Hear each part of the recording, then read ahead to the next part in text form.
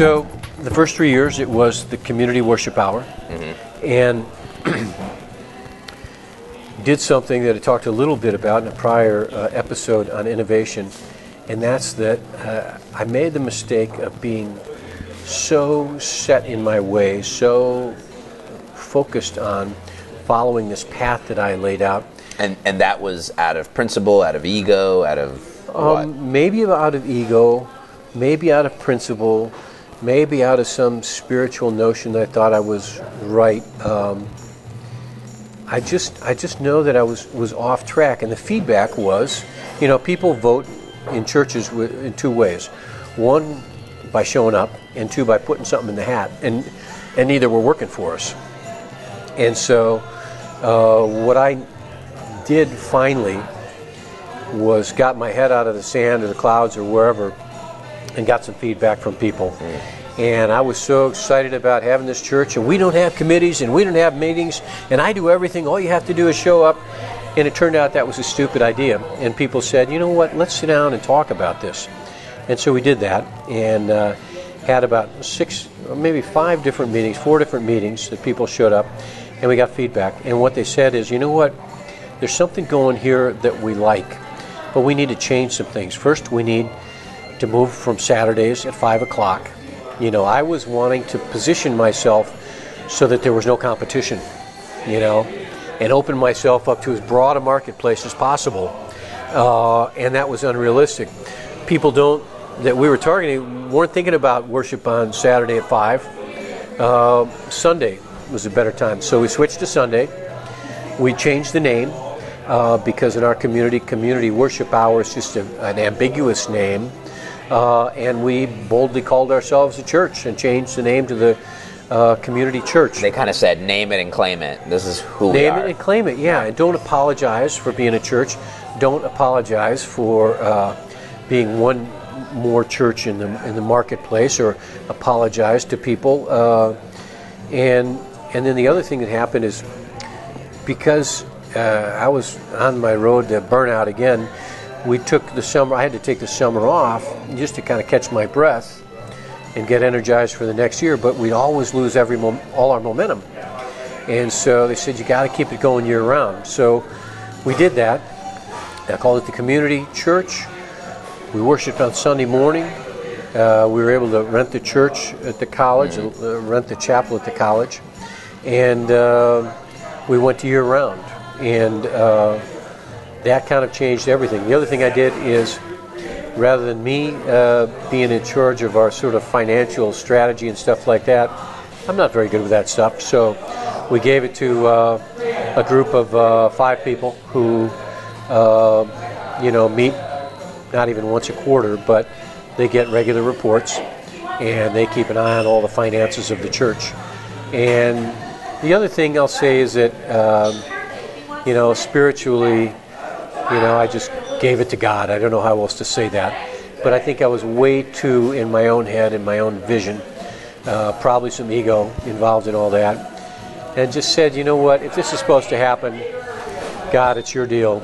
And I'm not sure that I had really said that with my heart before. And I think that was a necessary thing from a variety of angles. And that was about 12, 13 years ago now when we made that change, and it's actually gone pretty well in that time. Well, Tom, I'm going to push you on that, because I think people looking at this as a resource for new worshiping communities, they're getting the marketing, the innovation. There's all these practical takeaway points, and we're assuming there's prayer. But you told me a story about saying a prayer during this process, where you like what you just described. You surrendered to God. Can you describe that moment? Can you share that story? Well, yeah. I mean, it was exactly the story I just said. I was sitting on the steps of the chapel after everyone had left. All 20 or so, however many people were there, and I was just exhausted. And it was in the springtime of the year, towards the end of our 3rd year, and I was just spent, and not only was I going broke, I didn't feel like I was doing a good job with our family or being a good husband, and it just wasn't working, and I couldn't, I both couldn't do it anymore, but I couldn't give it up. There was something inside that didn't allow me to quit, even though that would have made sense. And so, all I really had left was a prayer. And that prayer was, you know what, God, I can't, I'm struggling with this. It doesn't make any sense. I'm dying. If this is supposed to happen, then, then make it happen. And I'll do, try and show me the way. And rather than this be about me and my goofy ideas, may it be about you and me trying to fulfill the needs that exist in the community on your behalf. And, I've always struggled with prayer and how it works and what it means. And so it was hard for me to say that prayer. I don't know how prayer works, but I do know that after that prayer, everything changed. Everything changed. And does it make any sense to me intellectually? No. But in terms of life experience, that was a game changer. That was a game changer. And so from that time on, things blossomed with the church. And I started listening to some of the feedback that people had. And, things, we've just been incredibly blessed from that time. Have you found that happening again and again, where you've had to just let go of things and sort of see what happens? Has that set a tone for the community church? Absolutely. It happens time and time again. Like when we had no idea, we were going to start worshiping year-round, but we had no idea where we were going to go because we didn't have money or the ability to go to the chapel. So we ended up going to the beach, which serendipitously becomes now, 15 years later, the thing for which we're known. Part of the and when brand. we have more people show up for our services on the beach than anywhere else. It's important for people to be able to invite their friends to church. Yeah. For any church that's going to grow or thrive. When you have your church on the beach, it's pretty easy to invite your friends. Yeah. And that's the way that we access new people for our worshiping community. There's been so many other things that have just where we've just been incredibly blessed. An example would be we rented this 2-room office building in downtown Lake Bluff to help us have community profile and visibility and somewhere to do work besides, Starbucks or the front seat of my Mini Cooper, And so we had an office for about 8 years, put a lot of money into it to make it right for us. And then 2.5 years ago, the owner of the building came up to me and said, "Tommy, you know how I was promised that you'd have first right to buy the building in case the church could buy it, in case someone wants to buy it from me?" And I said, "Yeah." And he goes, "Well, it's that time. Someone's just offered me X amount of dollars," which was a ridiculous amount of money.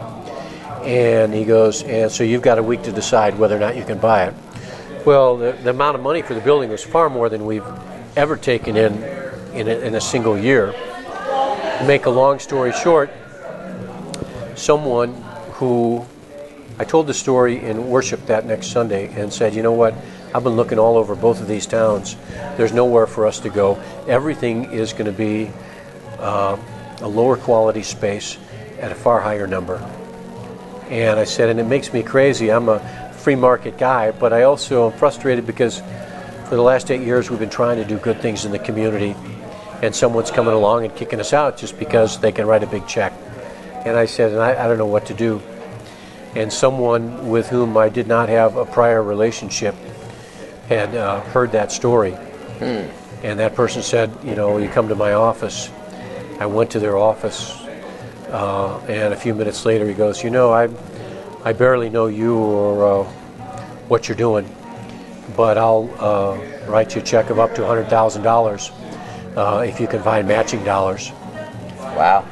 Unbelievable. Yeah. Unbelievable. And so he said you can have up to $100,000, But if you say you want a $100,000 match, if you come up with 99.5, I won't give you the match. You've got to get it all. So happily, I sent out a letter, told people the opportunity we had, and within 3 weeks, the money was raised. Wow. So just a total unbelievable situation of someone from outside the community.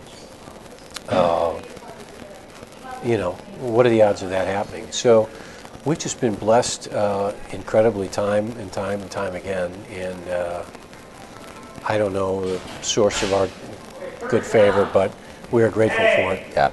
Tom, you've been really vulnerable, and I appreciate that. So I want to focus on my vulnerability. I want to focus on it. Nice. I want to get real here for people. Turn on the lights. The shadow's over. That about to start a new worshiping community. I want to get real because they might think just like me. You've seen it in me. I get excited about these ideas. I'm looking forward to this, but there's this whole other piece that maybe I won't experience until I get there. But at the same time, maybe it's good to reflect on. It's all the challenges, all the frustrations. Can you name the frustrations of starting community church? Just list them out. What should a person starting a new worshiping community like community church, what will they likely be frustrated about? We'll talk about that in the next episode.